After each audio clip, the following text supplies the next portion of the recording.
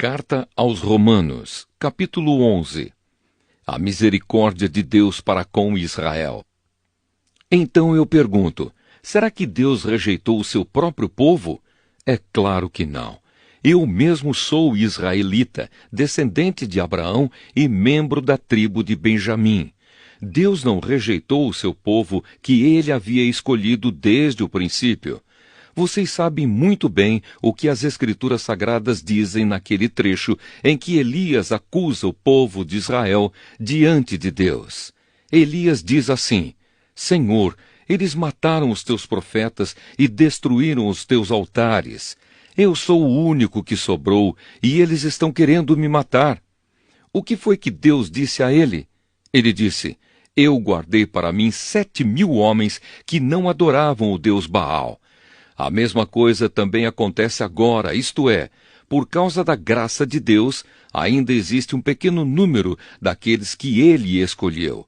Essa escolha se baseia na graça de Deus e não no que eles fizeram. Porque se a escolha de Deus se baseasse no que as pessoas fazem, então a sua graça não seria verdadeira graça. E isso quer dizer que não foi o povo de Israel que encontrou o que estava procurando. Quem encontrou foi apenas um pequeno grupo que Deus escolheu. Os outros não quiseram ouvir o chamado de Deus. Como dizem as Escrituras Sagradas, Deus endureceu o coração e a mente deles.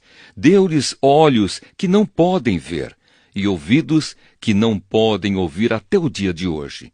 E Davi disse: que nas suas festas eles sejam apanhados e enganados, que eles caiam e sejam castigados. Ó Deus, faze com que eles fiquem cegos e que fiquem sempre curvados debaixo do peso das suas dificuldades. Agora eu pergunto, quando os judeus tropeçaram, será que eles caíram para nunca mais se levantarem? É claro que não. Mas porque eles pecaram, a salvação veio para os não-judeus, para fazer com que os judeus ficassem com ciúmes deles. O pecado dos judeus trouxe grandes bênçãos para o mundo, e a sua pobreza espiritual trouxe ricas bênçãos para os não-judeus. Então, quando se completar o número de judeus que voltarão para Deus, as bênçãos serão muito maiores ainda. A salvação dos que não são judeus.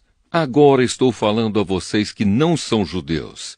Enquanto eu for o apóstolo dos não-judeus, teria orgulho do meu trabalho. Talvez eu possa fazer com que os que são da minha própria raça fiquem com ciúmes, e assim seja possível salvar alguns deles. Porque quando os judeus foram rejeitados, o resto do mundo se tornou amigo de Deus.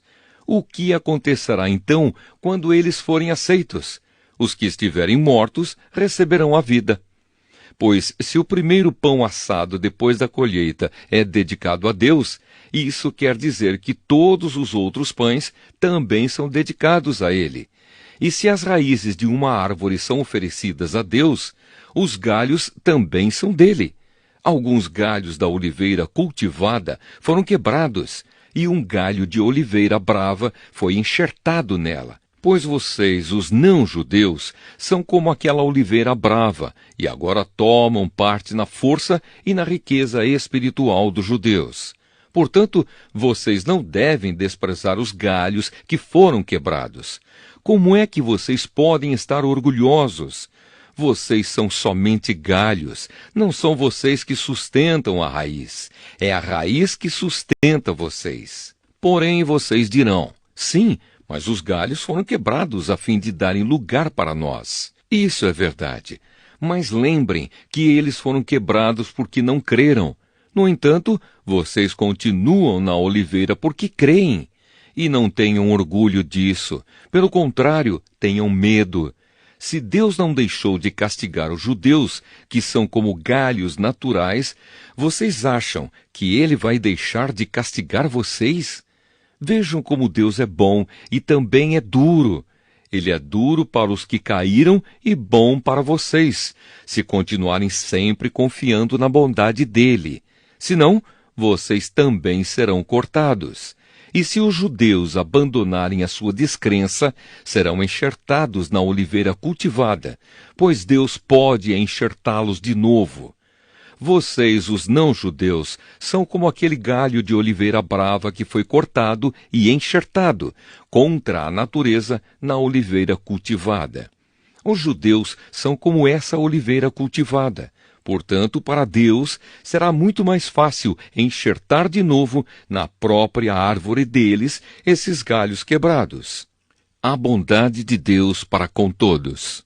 Meus irmãos, quero que vocês conheçam uma verdade secreta, para que não pensem que são muito sábios. A verdade é esta: a teimosia do povo de Israel não durará para sempre, mas somente até que o número completo de não-judeus venha para Deus. É assim que todo o povo de Israel será salvo. Como dizem as Escrituras Sagradas: o Redentor virá de Sião e tirará toda a maldade dos descendentes de Jacó. Eu, o Senhor, farei esta aliança com eles, quando tirar os seus pecados. Os judeus rejeitaram o Evangelho e por isso são inimigos de Deus para o bem de vocês, os não-judeus. Mas pela escolha de Deus, eles são amigos dele por causa dos patriarcas. Porque Deus não muda de ideia a respeito de quem ele escolhe e abençoa. Mas no passado vocês, que não são judeus, desobedeceram a Deus. Porém agora vocês receberam a misericórdia de Deus por causa da desobediência dos judeus. Assim, por causa da misericórdia que vocês receberam, os judeus agora desobedecem a Deus, para que eles também possam receber agora a misericórdia dele. Pois Deus fez com que todos se tornassem prisioneiros da desobediência, a fim de mostrar misericórdia a todos. Louvor a Deus! Como são grandes as riquezas de Deus! Como são profundos o seu conhecimento e a sua sabedoria! Quem pode explicar as suas decisões? Quem pode entender os seus planos? Como dizem as Escrituras Sagradas, quem pode conhecer a mente do Senhor? Quem é capaz de lhe dar conselhos? Quem já deu alguma coisa a Deus para receber dele algum pagamento? Pois todas as coisas foram criadas por ele, e tudo existe por meio dele e para ele. Glória a Deus para sempre. Amém.